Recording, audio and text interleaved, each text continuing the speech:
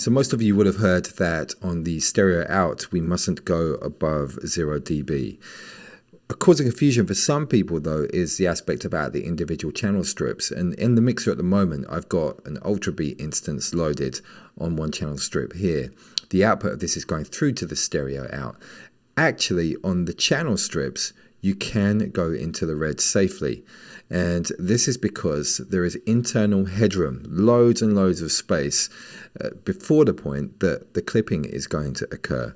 This isn't the case on the stereo out. You need to make sure it's 0 when you're bouncing your files down, that these are going to be under the 0 dB point. And the channel strips, I'm going to do a demonstration for you here so you can actually see just how much you can get away with going into the red. And I'm probably not even going to be touching how much you can get away with it, but you're going to get a feel for it.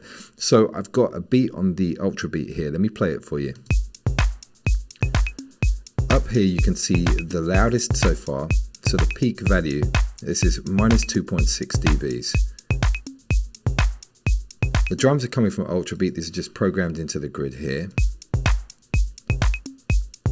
So what I'm going to do is I'm going to use a gain plugin to artificially increase the level so that we get into the red on a very regular basis. In fact, we're going to be always into the red. So this is going to prove that the internal headroom is large enough for you to get away with going into the red without any clipping. So let's come onto the channel strip here. I'm going to come down to utility and go to gain.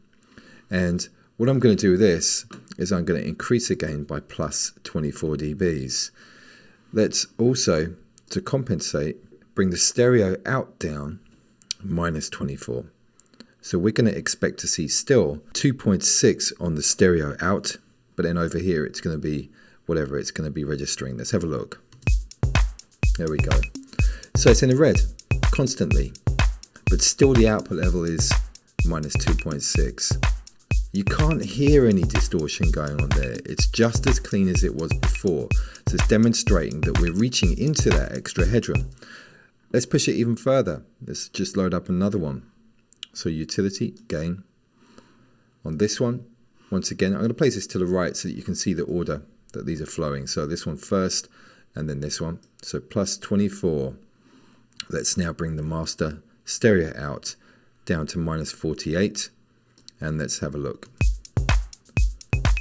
Peak value, once again, on the stereo out is minus 2.6. The channel strip for the Ultra Beat is permanently into the red. So we're not hearing any kind of artifacts. What I'm going to do, though, is just so you can see this visually to get kind of reinforcement of the whole concept, is I'm going to bounce the audio out. So we're going to see it basically before and after. Okay, so let's just bring this back up. So I just pushed the Alt key and clicked on it. I'm going to do the same here to bypass the gain plugins. Let's reset the peak value here, and I'm going to bounce this out. So we're going to say here, you can see I've done some little tests beforehand, so I'm just going to call this beat normal, and I'm going to overwrite the existing file. And if we go to media, I'm going to bring this in, and you're going to see it. So I'm not going to bring the tempo information in there. There we go. So you can see by the fact that there's the gaps at the top and bottom of the waveform, that there is space there. That's the minus 2.6 dB. So there is some room there.